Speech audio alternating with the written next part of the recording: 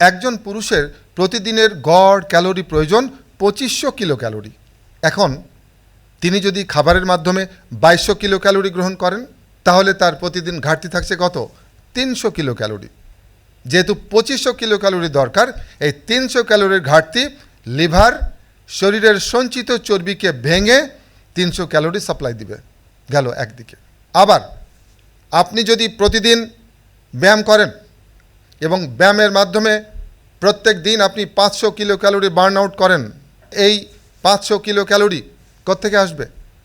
এটাও আসবে আপনার শরীরের সঞ্চিত ফ্যাটকে বার্ন আউট করে। তাহলে কি দাঁড়ালো?